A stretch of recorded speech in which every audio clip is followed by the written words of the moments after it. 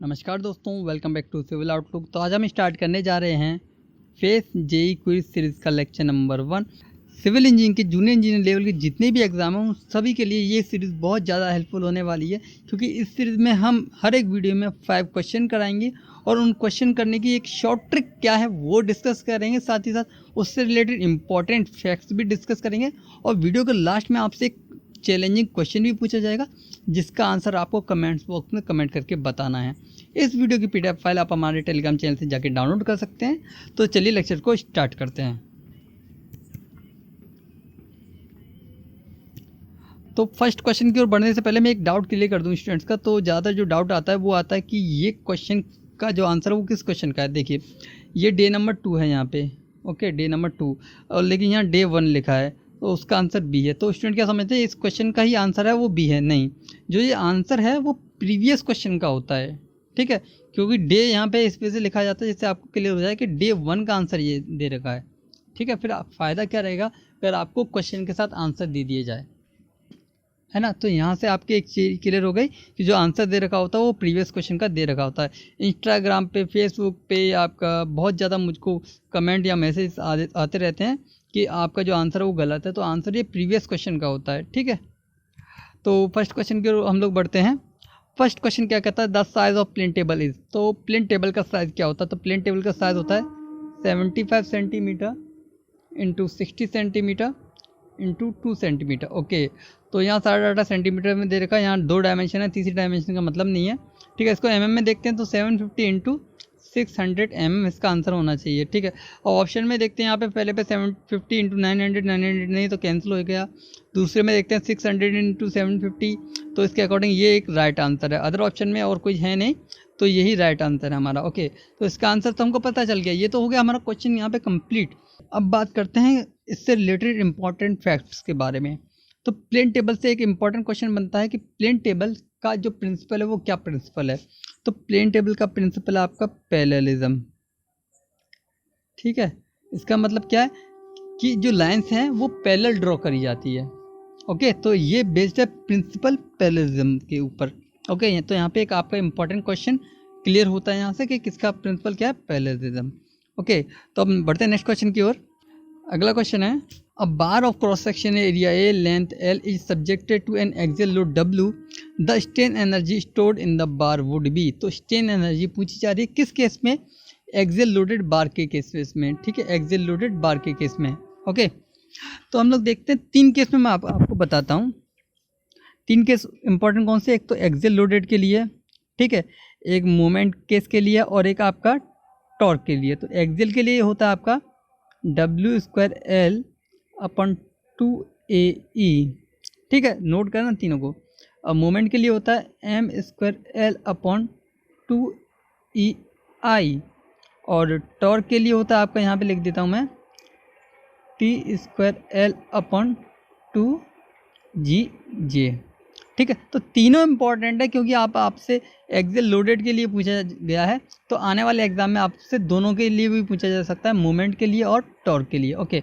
अब बात करते हैं यहाँ पूछा गया आपका एक्सियल लोडेड के लिए, तो उसका आंसर क्या होने वाला है, W² L/2 AE। तो ऑप्शन में देखते हैं, पहले में W में स्क्वायर नहीं तो कैंसिल, दूसरे में W² L/4 AE तो ये भी कैंसिल, तीसरे में देखते हैं W² L/2 AE, वो ऑप्शन नंबर सी है, वो राइट आंसर है, ओके। तो यहाँ पे जो आपका क्वेश्चन है वो कंप्लीट होता है, साथ ही साथ इससे रिलेटेड जो इम्पोर्टेंट फॉर्मूले हैं वो भी कंप्लीट होते हैं, ओके। तो चलिए बढ़ते हैं नेक्स्ट क्वेश्चन की ओर। अगला क्वेश्चन क्या कहता है, अगला क्वेश्चन बोलता है आपका initial setting time of cement. तो जो initial setting time of cement है वो किसकी वजह से होता है। तो देखिए इनिशियल सेटिंग टाइम होता है आपका एक C3A की वजह से और एक C4AF की वजह से, लेकिन जो मेजर इम्पैक्ट होता है सबसे ज़्यादा वो C3A का होता है। C3 को क्या बोलते हैं हम लोग, C3 को बोलते हैं हम लोग ट्राई कैल्शियम एल्यूमिनेट। तो ऑप्शन में देखते हैं ट्राई कैल्शियम एल्यूमिनेट कहाँ पे है, तो यहाँ से देखते हैं एल्यूमिनेट किस में देखता है, एल्यूमिनेट ये रहा, और ये पूरा कंप्लीट देखते हैं तो ट्राई कैल्शियम एल्यूमिनेट, यानी इसके according option number C is the right answer, ठीक है। और C3A का दूसरा नाम क्या है, C3A का दूसरा नाम है वो है सेलाइट, ठीक है। अगर C3 नहीं होता ऑप्शन में तो हम लोग C4AF आंसर लगाते, क्योंकि उसके बाद जो इम्पैक्ट रहता फ्लैश सेटिंग पे वो C4AF का ज़्यादा रहता है, ठीक है। अब बात करते हैं सबकी C3S है जो अपना, वो क्या इम्पार्ट करता है, तो ये इम्पार्ट करता है अर्ली स्ट्रेंथ। जैसे कि रोड कंस्ट्रक्शन वर्क में हमको जल्दी स्ट्रेंथ चाहिए होती है मेंटेनेंस में, तो वहाँ पे इसको यूज़ करते हैं हम लोग। अब करते हैं C2S यानी कि डाई कैल्शियम सिलिकेट, ये क्या देता है, ये देता है अल्टीमेट स्ट्रेंथ। और C3A का तो आपको पता चल ही गया कि फ्लैश रेटिंग देता है, ओके। और टेट्रा कैल्शियम एल्यूमिनियम फेरेट यानी कि C4AF क्या देता है, ये लीस्ट स्ट्रेंथ देता है, सबसे कम जो स्ट्रेंथ रहती है वो C4AF की रहती है, ओके। तो यहाँ से आपके जो सीमेंट के बहुत ज़्यादा क्वेश्चन बनते हैं वो सारे यहाँ से क्लियर हो जाएंगे, ओके। तो चलिए बढ़ते हैं नेक्स्ट क्वेश्चन की ओर।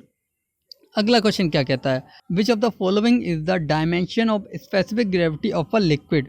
तो स्पेसिफिक ग्रेविटी का जो फॉर्मूला होता है वो होता है density of fluid upon density of any standard fluid at any standard temperature, ठीक है। तो इसका जो यूनिट होगी वो यूनिट तो कोई होती नहीं है, तो जो इसकी डायमेंशन होगी तो डायमेंशन क्या होगी, m0, L0 और T0। तो ये इसके according option number D the right answer.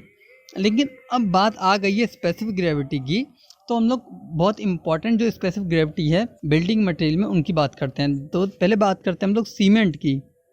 तो सीमेंट की कितनी होती है 3.15, ओके। अब टिम्बर की बात करते हैं तो टिम्बर की होती है 1.54, ओके। अब इसके बाद कौन सा आता है, इसके बाद आता है स्टोन। तो गुड बिल्डिंग स्टोन की कितनी होनी चाहिए, शुड बी ग्रेटर देन 2.7, ये हो गई। अब बात करते हैं आपकी जो बिटुमिन की कितनी होती है, बिटुमिन की होती है आपकी 0.97 से लेके 1.02 तक, ये बिटुमिन की होगी। अब प्योर टार की बात करते हैं, प्योर टार की होती है 1.10 से लेके 1.25 तक। तो ये जितनी भी स्पेसिफिक ग्रेविटी आपकी कंप्लीट कराई गई है, यहाँ से एक ना एक आनी ही आनी है एग्जाम में, क्योंकि ये सारे की सारे स्पेसिफिक ग्रेविटी बहुत ज़्यादा इंपॉर्टेंट है और इन पे क्वेश्चन बहुत ज़्यादा रिपीट हो चुके हैं ऑलरेडी सभी एग्ज़ाम्स में, ठीक है। अगर ESE लेवल से लेके JEE लेवल के सभी एग्जाम में इनसे एक ना एक क्वेश्चन हर बार आया ही है, ठीक है। तो चलिए बढ़ते हैं नेक्स्ट क्वेश्चन की ओर। अगला क्वेश्चन है डार्सी लॉ के ऊपर। Darcy law is valid for only, तो डार्सी लॉ किसके लिए वैलिड है, तो डार्सी लॉ वैलिड होता है आपके सिर्फ लेमिनार फ्लो के लिए, ओके।